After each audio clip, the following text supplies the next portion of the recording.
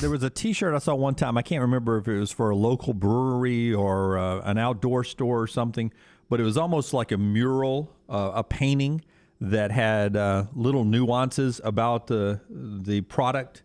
I would love like a mural with little nuances about the show hidden throughout that mural. That'd be a really cool design. Or magic eye, and it's you if you squint just right. How about Dunaway's designing the shirt for I know. It's a great idea, though. It's a great idea for a shirt. Kaleidoscope. Yeah, it's a great idea for a shirt. I like it.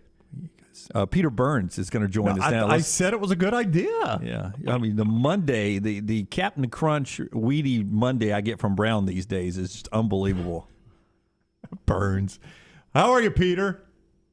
I'm like, can we do a Where's Waldo picture? I used to always love the Where's Waldo book back in the day. Like, that's legit. We haven't heard of those. That's what I envision Dunaway has just described, is there's a lot going on, and there's some hidden nuances about the show.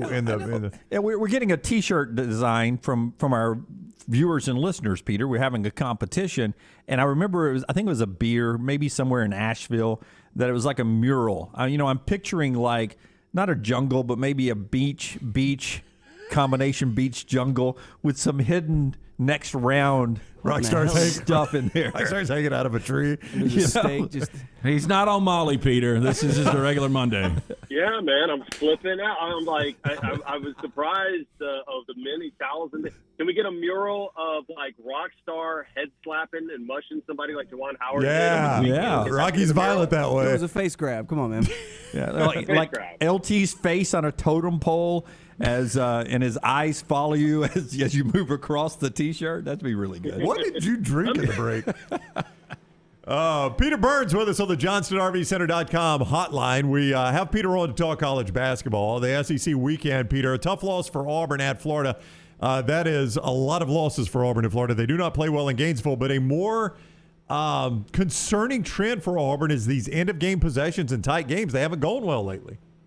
Yeah, it's funny, and Bruce talked about that. Said, hey, he should have called timeout when he saw that it was going to be, a little bit of a different defense than they looked at. But I mean, that's part of the learning curve, right? I mean, the learning curve. You don't want to be involved in those tight games and play better early, right? I mean, I do think there's a little something to this Auburn team struggling a little bit on the road, but I'm sure so I'm not concerned, right? Like, you've got enough players that I'd rather them struggle right now and then try to figure it out than everything go great, and then all of a sudden, you run into the first part of adversity, and you don't know what the hell to do. So I am surprised, though. There's something weird about that Auburn-Florida basketball deal.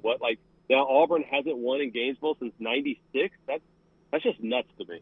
Yeah, and this Florida team should be better too, Peter. I know Castleton wasn't 100% for a good part of the year, but with him and Appleby, I mean, that team should be better than 17-10. Yeah, they're just. I don't know. I mean, Castleton, when he got injured, I mean, he's really the heart and soul of that team. But they're just not. They don't have a consistent score, right? They're slightly.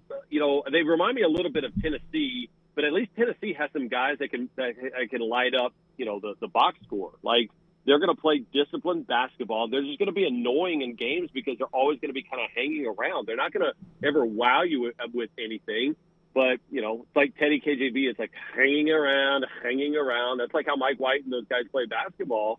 And it might be good enough. I mean, I think, you look at their schedule, they got to play, Georgia and Vanderbilt on the road. I mean, you sure as hell can't lose either one of those two.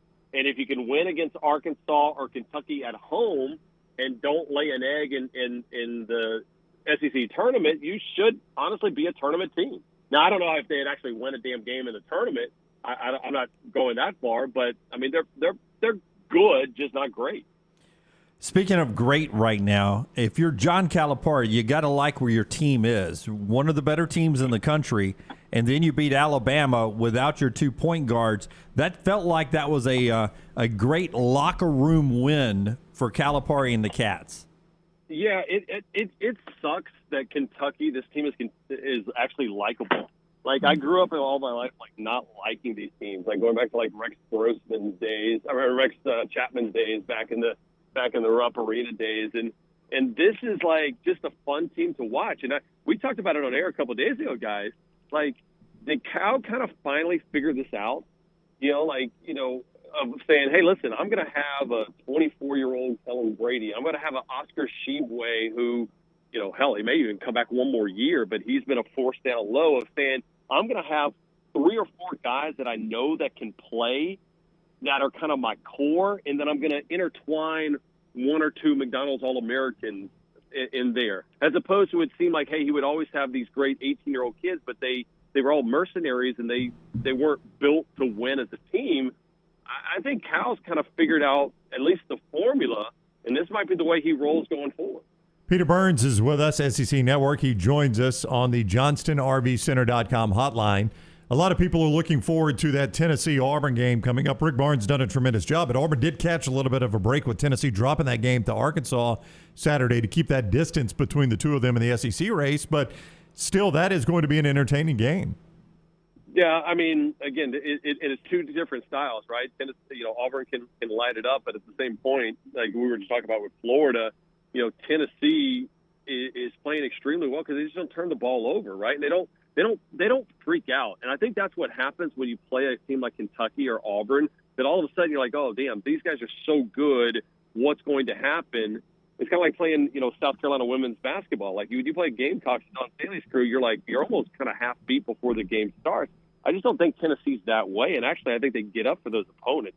I still like Auburn in that game, but I think Tennessee's kind of that interesting storyline to where, man, if they had one more score, because, Vescovi's good, but I don't think that he's great. Fulkerson's been playing a little bit better since he came off the COVID restrictions. So it's a fun team, just extremely disciplined right now, and that's kind of that middle of the ground. But we were talking about it today, guys, and with me and Doring on our Sirius XM show. It's like, can you imagine what LSU LSU's going to freak the hell out of some 1 or 2 seed when they become like an 8 or 9 seed in the tournament? Like with Xavier Pinson and the length that they have, talk about a feast or famine team that could upset somebody come March Madness.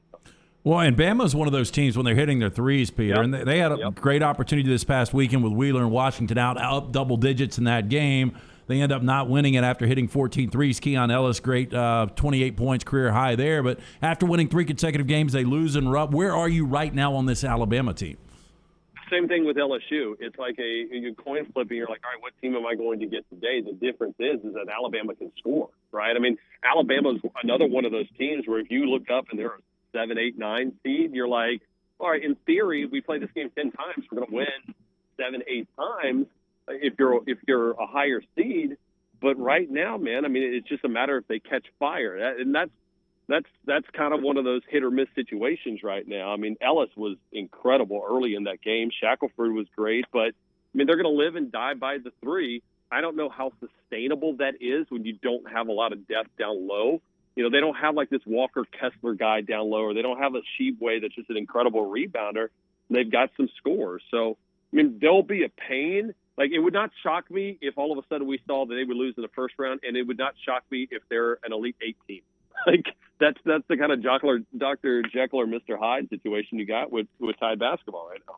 I know you guys are on the SEC Network, but it was hard not to discuss today Juwan Howard and Greg Gard. As a couple of guys who have watched a lot of sports, I'm old enough that I was watching live when Woody Hayes did what he did to a player. What did you think of that situation there? Capital punishment. Should be a public execution. I mean, it's so funny how many people were like freaking out about this. And I saw my favorite was people saying, well, now we've got, I think Dick Vitale even said it, we've got to get rid of the handshake line. Too many instances. Oh, like, come on. Bro, like, what are we talking about here? Like, hey, is it a bad look for Juwan? Yeah, he shouldn't have done it. Greg Gard at Wisconsin, there's some culpability as well there, too. I mean, Wisconsin definitely didn't, we're like trying to de-escalate it. I mean, it's just a bad spot, but I think it's kind of overblown. Like, for Juwan, you go ahead, suspend him for the rest of the regular season in the first game of the Big Ten tournament and say, hey, you do it again, you're out of here. And, in Wisconsin, you're going to get a stern talking to by Greg Gard and be like, hey, listen, like, you should have just diffused this thing and let it go. But, just say that we need to get rid of handshake lines. Like, how soft of a society are we if you can't handle a handshake line after a college game? Come on. Yeah, because one got out of hand, we're going to get rid of it all. Peter Burns, you see him on the SEC Network, here on Sirius XM Radio, at Peter Burns ESPN on Twitter. Thank you, Burns. Have a great week. Can I call back later in another segment? We talk about the Saudi Golf League, and can we do that like in the extra hour? You do it now if you want to. Hey, I put a couple of stories in our morning rounds today at nextroundlive.com that DJ and Bryson turn it down, but Rory is going after Mickelson's knees, isn't he? Well, but Mickelson looked like an idiot this weekend, Peter, and it was incredible how quick once Phil Mickelson. All right, let me just quick backstory, and Peter will talk about it. So the Saudi Golf League is going to play under the umbrella of the Asian Tour, and they're trying to throw around a ton of money to convince PGA Tour guys to come. They think they've got about 20. Greg Norman is one of the big names behind it, and they felt like they'd recruited Phil Mickelson, and then Mickelson was going to be able to convince Dustin Johnson, Bryson DeChambeau, some big names to come over. Mickelson does an interview that gets leaked to the media where he says, look, these guys are some scary MFers. I'm not even interested in it. I'm just trying to use it as leverage to get our PGA Tour guys a better deal with the PGA Tour. And as soon as that came out, Peter, Dustin Johnson and Bryson DeChambeau could not distance themselves fast enough. I mean, they were out with a statement in the snap of a finger to distance themselves. Yeah, and well, I think what they were doing is they were reading which way the wind was blowing, right? And here's the thing is I think they were trying to announce this thing at the Players' Championship here in a week or two, and I think it was pretty close to happening. And it was funny as I talked to Alan Shipnuck, the guy who's writing the Phil Mickelson book. He was the one who put the statement, who put the quote out, and he said, hey, listen, I had this conversation with Phil, and it was in the book, and I'm not releasing the book for another month. But he's like, I had to release it now.